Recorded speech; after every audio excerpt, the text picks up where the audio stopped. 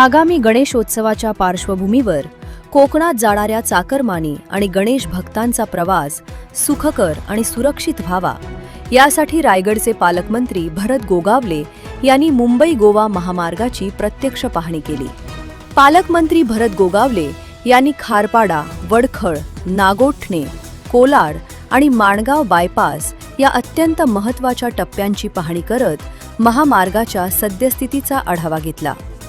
या दौऱ्यादरम्यान पेण तालुक्यातील गोलवी येथे प्रदीप वर्तक यांच्यासह स्थानिक शिवसैनिकांनी पालकमंत्र्यांची सदिच्छा भेट घेतली आणि महामार्गावरील विविध समस्यांबाबत सविस्तर चर्चा केली। या पाहणी दौऱ्यात जिल्हाधिकारी किशन जावळे, पोलीस अधीक्षक आचल दलाल यांच्यासह महामार्ग विभागाचे वरिष्ठ अधिकारी तसेच प्रदीप वर्तक, राजेश मोकल, अशोक वर्तक, राहुल पाटील, आशिष वर्तक, गोरख पाटील, सुरेश कोळी आणि सदाशिव पाटील उपस्थित होते। गणेशोत्सवात कोकणात जाणाऱ्या वाहनांची मोठी गर्दी होणार असल्याने रस्त्यावरील खड्डे तातडीने भरणे, वाहतूक कोंडीच्या संभाव्य ठिकाणांवर उपाययोजना करणे आणि संपूर्ण महामार्ग खड्डेमुक्त करण्यासाठी युद्ध पातळीवर काम करण्याचे स्पष्ट निर्देश पालकमंत्र्यांनी प्रशासनाला दिले आहेत।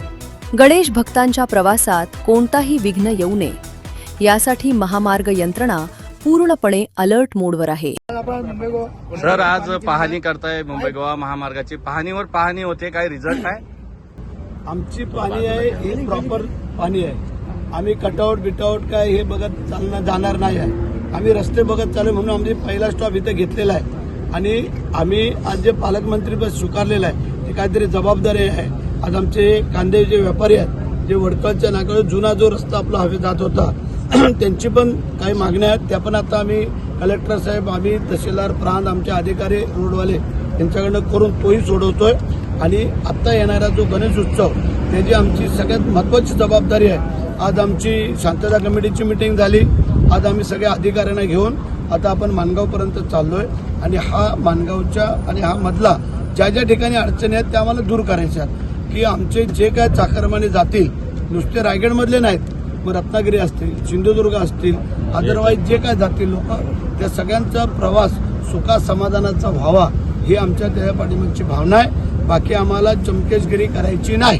काल आदित्य ठाकरेंनी दौरा केला आणि त्यांनी असं म्हटलं की पालकमंत्र्यांचे बोर्ड A1 आणि पालकमंत्री रस्ता, अरे लोकांच्या मनातला पालकमंत्री आहे मी आणि गोरगरिबांचा पालकमंत्री आहे।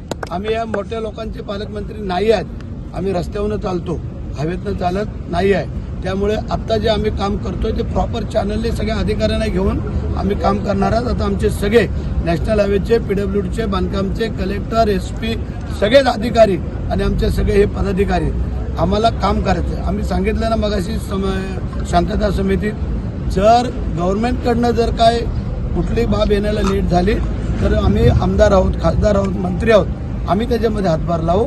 पण आमच्या कोकणवासियांना जाणाऱ्या गणपती उत्सवाच्या चाकरमान्यांना अडचण होऊ नये ही आमची सगळी जबाबदारी शासन आणि प्रशासन दोघांनी घेतलेली आहे आणि त्यासाठी आज आम्ही पाहणी करतो। बायपासचा विषय जो आहे तो प्रलंबित आहे। बायपासच्या विषयाने अनेक अडचणी निर्माण झाल्या, तो वाहतूक कोंडीसारख्या। बायपास असू दे नाही तर आणखीन काय पास असू दे, आता अधिकाऱ्यांनी काय सांगितलं, जेवढं जलद होईल तेवढं आम्ही करतोय।